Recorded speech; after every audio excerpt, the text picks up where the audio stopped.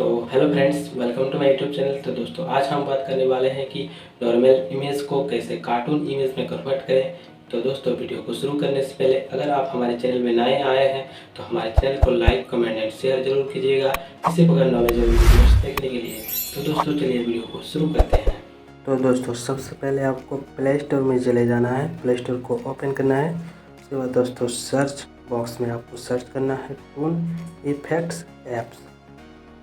देखिए दोस्तों, हम सर्च कर लें। सर्च करने के बाद दोस्तों, आप 2, 3, 4 नंबर को आपको ओपन करना है, ले लेना है इसको। उसके बाद ओपन कर लेना है। ओपन करने के बाद दोस्तों, आपको 2 नंबर में कार्टून में आपको ओपन करना है। उसके बाद दोस्तों, आपको एक फ़ोटो सेलेक्ट कर लेना है।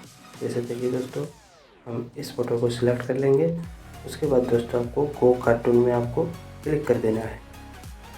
गो कार्टून में क्लिक करने के बाद दोस्तों, कोई भी एक कैटेगरी को चूज़ कर लीजिए। हम 1 नंबर को चूज़ कर लेंगे। बस चूज़ करते ही इस तरह का इंटरफेस आएगा प्रोसेसिंग का और आपका फ़ोटो रेडी हो जाएगा। तो दोस्तों देखिए, मेरा फ़ोटो रेडी हो गया और आप सेव कर दीजिए। सेव करने के बाद आप इस फ़ोटो को कहीं भी यूज़ कीजिए, कॉपीराइट भी नहीं आएगा।